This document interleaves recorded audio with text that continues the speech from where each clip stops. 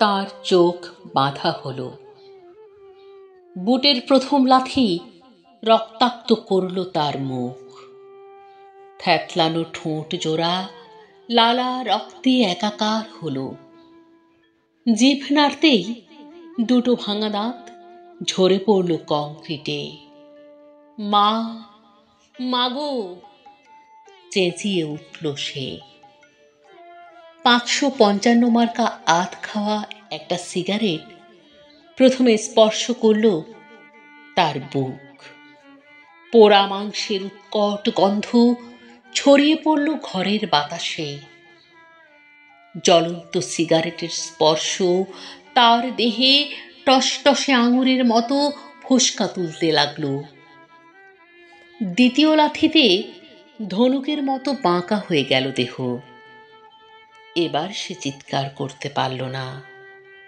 তাকে চিৎ করা হলো। পেটের ওপর উঠে এলো 2 জোড়া বুট, কালো ও কর্কশ। কারণ সে তার পাকস্থলীর কষ্টের কথা বলেছিল অনাহার আর ক্ষুধার কথা। সে তার দেহের বস্ত্রহীনতার কথা বলেছিল। বুঝি সে কারণে ফরফর করে টেনে ছিঁড়ে নেওয়া হলো তার শার্ট, প্যান্ট খোলা হলো। সে এখন বিবস্ত্র, বিভৎস। তার 2 হাত মুষ্টিবদ্ধ, যে হাত মিছিলের পতাকার মতো উড়েছে সক্রোধে, যে হাতে সে পোস্টার সেঁটেছে, বিলিয়েছে লিফলেট। লোহার হাতুড়ি দিয়ে সেই হাত ভাঙা হলো। সেই জীবন্ত হাত, জীবন্ত মানুষের হাত। তার 10টি আঙুল, যে আঙুলে ছুঁয়েছে সে মার মুখ, ভাইয়ের শরীর, প্রেয়সীর চিবুকের তিল। যে আঙুলে ছুঁয়েছে সে সাম্য মন্ত্রে দীক্ষিত সাথীর হাত, স্বপ্নবান হাতিয়ার।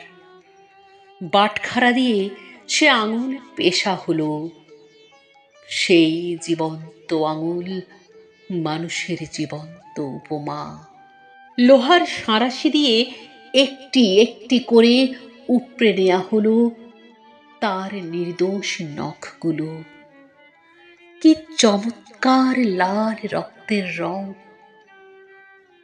সে এখন মৃত। তার শরীর ঘিরে থোকা থোকা কৃষ্ণচূড়ার মতো ছড়িয়ে রয়েছে রক্ত, তাজা লাল রক্ত।